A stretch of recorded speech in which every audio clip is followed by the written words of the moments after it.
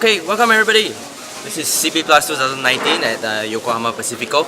I'm here at the used camera show right now, the one that's happening for the next 3 days.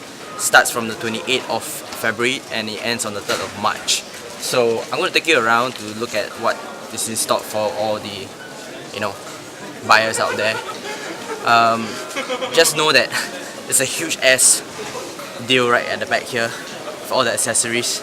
I'm not going to go there. I'm just going to cover the film cameras itself. That will be the deal of the day.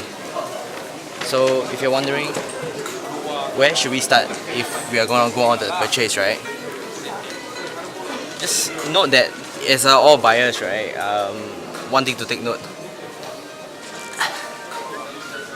Do remember there will be no tax refund in this entire show.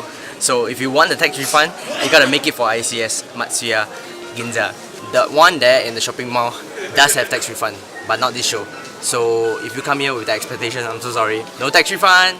It seems like there are a lot of collectors now making their way, choosing cameras like nobody's business.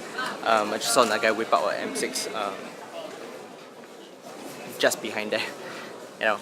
It's crazy. Like I don't really normally talk about Leica cameras in its entirety, but if I have to choose something that I prefer, right, that I think that anybody who wants to collect should consider, would be the Leica M3 double stroke. You have to get the full set though, which is the Buddha ears, the pressure plate. It has to be glass, and you have the film preview selector, and a couple of other features which I have no idea at the point of time at the back of my head, but there are a couple of them that is noteworthy and you should consider when you collect the whole set. That's something to take on. Seems like there is a nice full set of Minolta CLE. これいくらですか？その全部。そうです。ケースは以上ですか？そうです。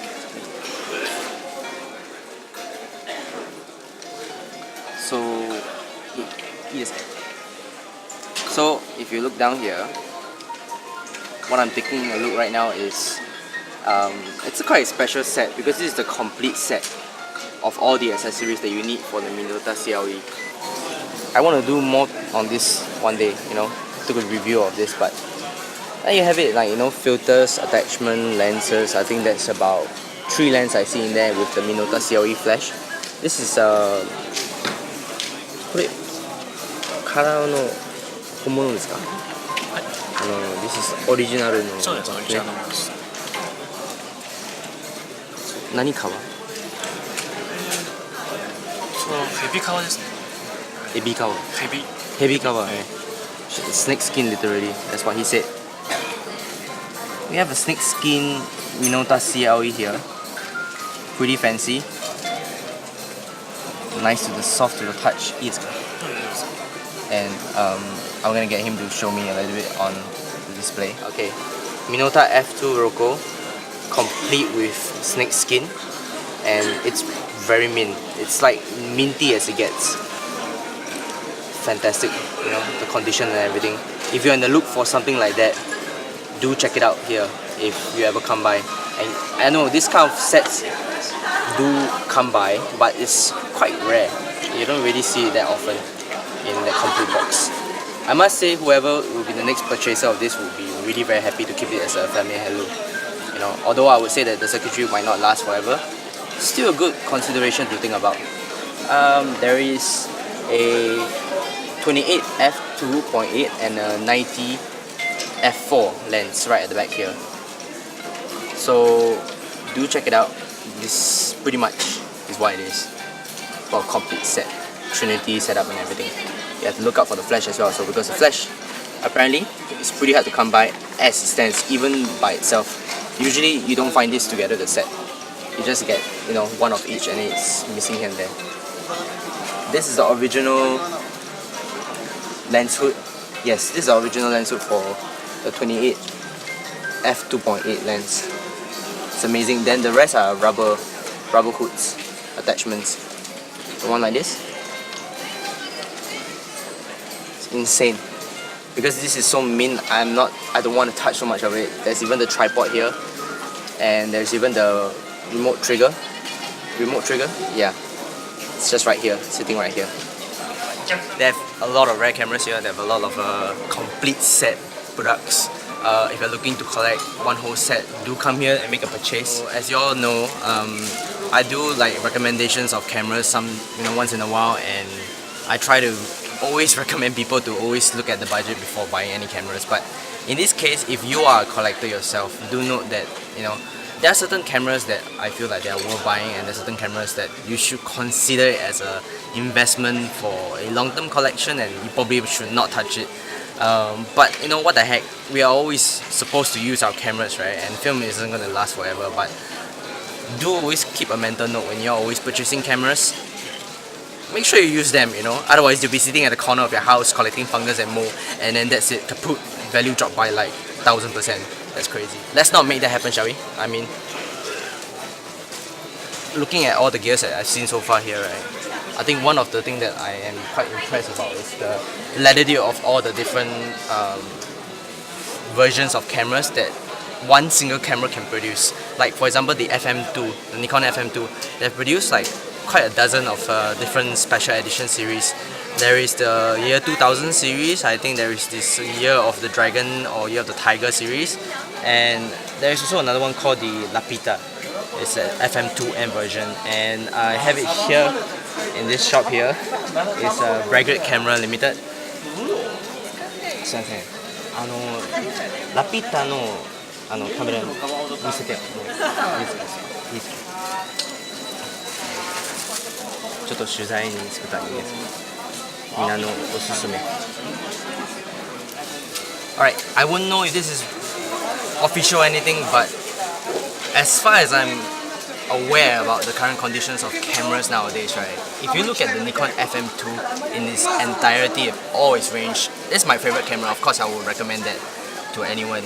But if you're in the look for something collectible that's noteworthy, do check out the Lapita version. This is the one. As an original skin, this is how the color is supposed to look like. If there's any discoloration, any different variations, it's reskin, and you should probably consider the price before you look at it.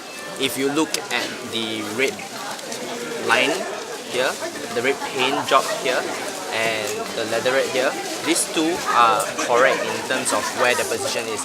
I have seen people who have collected this before without the red, before the red one, the red paint job here, and that usually kind of disqualifying in its entirety if you're collecting a full set.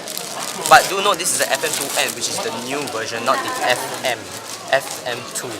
Okay, so those are very different if you take a look at it. 中に見たいですか? So if we take a look inside, you should find yourself the original shutter blades. These are not the honeycomb version, so this is more for people who are, if you're looking for that specific honeycomb versions, then that's the N version. That's without the N version itself. It's an earlier batch which they actually stopped making. That were made from actual titanium blades itself. For this model, right, if you take a look itself, on the film advance lever, there's actually a picture of a frog. Yeah, right here. I don't know if you can see it, but there's a small picture of a frog here, embossed on the shutter advance mechanism. But like all cameras, it's perfectly tuned. This don't need any overhaul whatsoever. It's perfect. Even the insides are very clean. There's no need for any kind of overhauling. And this mint condition for the price you're getting for, I would definitely recommend anybody, if you are collecting an FM2, to get this one here. If you're in the market of say 180,000-ish yen, do look out for it. I think it's a good price, especially as mint in this condition. It doesn't get by any more than that. I think that it's good. But let me do a bit of close-up to show you guys, okay? Alright, so in its entirety, this is how it's supposed to look like. Do take note that, after all, it's quite rare to find one in this condition. So the asking price for this is 180,000 yen, which is about close to $1,500 US or less. depending on how you purchase it or where you purchase it from. But I do recommend you to actually consider this if you are in the mood to collect cameras such as this. It's definitely a very good quality camera. It will last you a lifetime. Meter is definitely working, otherwise they will never put the price tag like that. And for sure, it will work in any extreme conditions. I'm not discounting the fact the F1 and F2, they do have a legacy to it, but FM2s have their place in the market. They do have a name for themselves after all. So do consider. Like I said, close up, I don't know if you can see though, but there is a small frog right here. And that's about it for this camera then. If you look at the man over on the right side, he is actually half of the owner of Tokyo Camera. It's quite a famous camera shop in Tokyo. It's actually smack right in the middle of Akihabara and Ueno. Do check it out. Shop. He has something very interesting here that I want to point out to you guys. Well, you guys probably know about it. Probably have heard about it. Probably have smelled it. I hope not. And probably have witnessed it up close.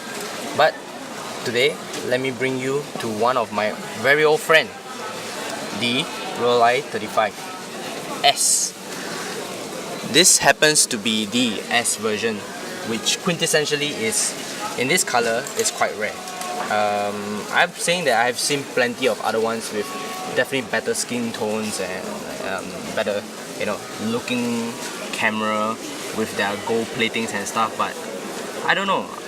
I seem to like this camera a lot because there's a lot of history with my country back in Singapore with this camera build. Apparently, some point of time in the 70s, Rollei actually set up a company in Singapore, and they actually got there really basically just came out with a bunch of compact cameras really. Manufacturing, the 35S was one of that, the T 35 as well also, and the SL35 that was made in Singapore. So there were a couple of things that you might know, might not know of. But if you're new into this and you ever heard the word made in Singapore, yes, this is what I'm talking about. This camera here, in this color, is very special because one very similar feature of this camera that I feel like a lot of people somehow or another kind of mistake it for, the CLE, because of its 40mm f2.8 factor into consideration. Basically the 40mm f2.8 lens on this one here is a HFT coating. As for the Minolta CLE with the M Brocal itself, I would say that it's two different kind of lens, but generally speaking, for its size and compactability and ease of use, and of course longevity, this one would definitely outlast the other one. That's in my opinion. It's not my place to decide, and definitely I can't recommend everybody everything, you know what I mean? So do take a look out if you're in the mood to buy something like that, if you're willing to just blow some cash on cameras. The Minolta CLE and the Minolta CL, they do have one major flaw. It's that the spool taking mechanism and the gear components are not repairable once it breaks, and I've been told that they are fragile and they do break. So that's kind of sad if you actually think about it that way. I don't even want to recommend that to anybody if they are in the mood to buy something just for that purchase. You gotta blow about $1,500 including the lens, and you might come back with a decent camera and use it for a good 10 over years before something happens and I can't answer for it, you know what I mean? So we choose not to recommend that, not because of the fact that it's getting lesser in the market, but that's one of the issues though. You want something that can be repaired, unless someone finds another way, like what Bellamy said, to 3D print the gear set so that you can fix it. Otherwise, you have a huge problem up your ass if you think about it. Once you buy and you put aside that kind of money and it kaputs. The meter is always the problem, but the gears, that will be something that is really, really, really difficult to explain. Like, why should anybody buy that camera?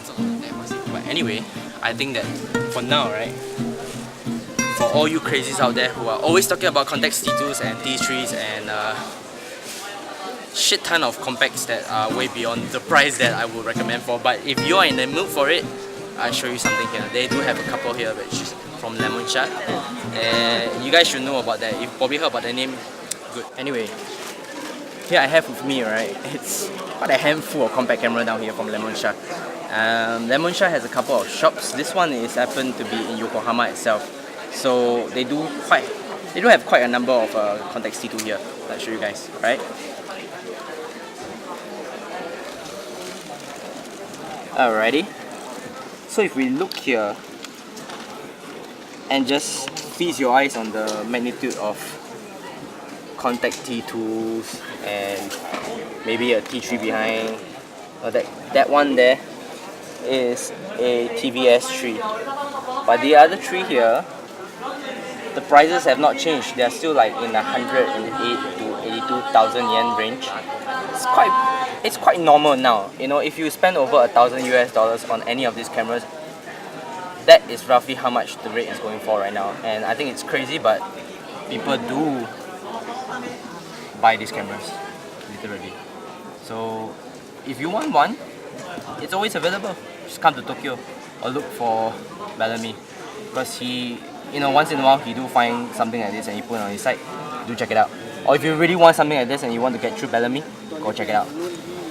Well, other than that, I think that you should consider the Nikon 35 Ti. Honestly speaking, this is one of the other cameras that I wouldn't hesitate to recommend to anybody, because first of all, the lens is really good, you know, and for 58,000 yen, that's a damn good price to consider, literally. That's well over about 600 Singapore dollars, about 550 US dollars maybe, which is quite decent for its condition here. It's quite minty as well, so I would recommend this one, really. There's the other 28 Ti, which is not here, but if you do come across that and you like a, you know, wider lens, do consider that. Other than that, they have two right here. Do check it out. Alright, I'm here today at Penguin Camera. It's one of those shops that have a ton of range of cameras that I would highly recommend you. If you ever come to Tokyo, do check it out, because for one very simple reason, their shop is huge. They have a lot of range of cameras that if you're in the look for something like that, do come by and check it out. Here I have with me is two Canon F1, which is highly recommended nowadays because of the market price that's going for. Honestly speaking, right, when I first picked up a Canon F1, the first thing that comes to my mind, right, of course F1, you know, the racing cars, right? But this camera has notoriously been quite famous back on the Canon side of the affairs of things.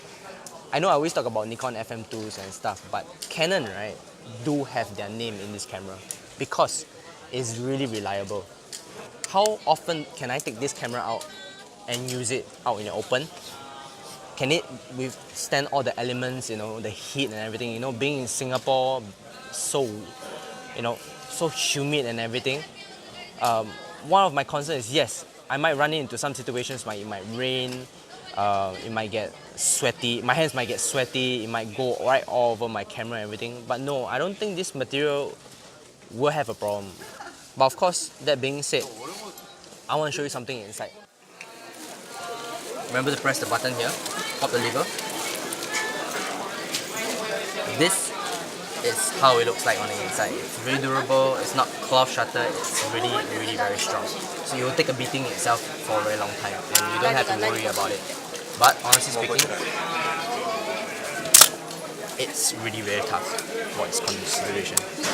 I highly recommend you to consider this because of the way the build is, and honestly speaking, sometimes camera does not have to have everything, it just have to last for a long time, because you want to be able to invest in something with all the lens and use it.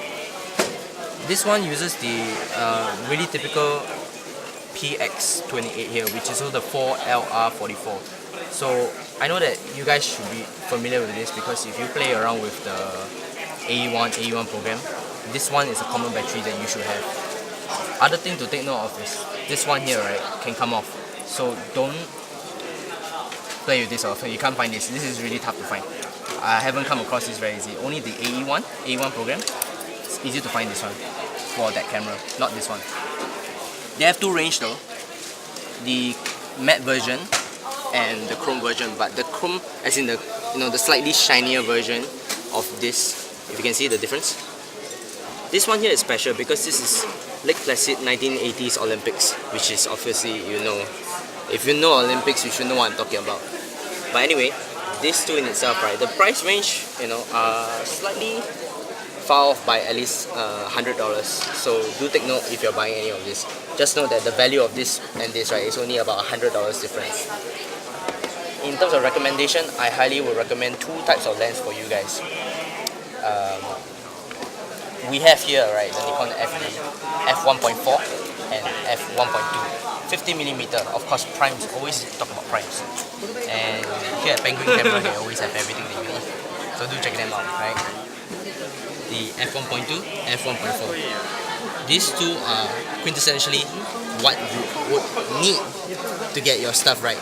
And honestly speaking, the lens are very important as well, also, right? So I always talk about bodies, but these two lenses in itself are street lens. They work, so there's no issue with them. And for the price they're going for, if you're in the budget, do get the F1.4. Then consider getting the F1.2. The funny thing I'm trying to say is this: the F1.2, right, and the F1.4, right, they almost look alike. But in terms of the weight, this one is slightly heavier, but it's good. So do take note of if you're buying this. And that's all I have.